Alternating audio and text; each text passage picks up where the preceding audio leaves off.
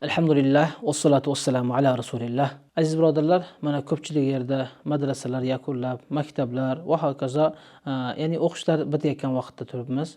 Yaqin kunlarda bir oyning atrofida barcha yerlarda o'qishlar va imtihonotlar ham inshaalloh oxiriga kelib yakunlaydi. Hurmatli azizlar, olimlarimiz aytgan bir duoni aytib ketmoqchimiz. Bu duo, ya'ni aynan imtihon vaqtida, albatta boshqa ilm talab qilayotganda, darsni boshida, darsni oxirida va hokazo boshqa yerlarda aytilsa ham bo'ladi, lekin xossatan imtihon vaqtida shu duoni ixlos bilan Allohga tavakkul qilib qaysi inson o'qiydigan bo'lsa, albatta u insonni olimlarimiz aytadi, imtihondan yaxshi bir natija bilan chiqishligi umid qilinadi. Demak azizlar, har birimiz bu duoni yodlab va boshqalarga ham yetkazishga harakat qilaylik. Albatta duoni o'qilishi quyidagicha o'qiladi. Allohumma la sahla illa ma ja'altahu sahla va anta taj'alus sa'ba sahla idza shi'ta. Robbi shrah li sadri va yassir li amri.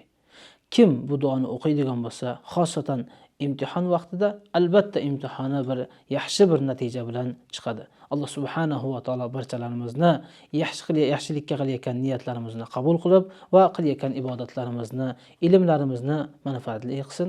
Assalomu alaykum va rahmatullohi va barakatuh.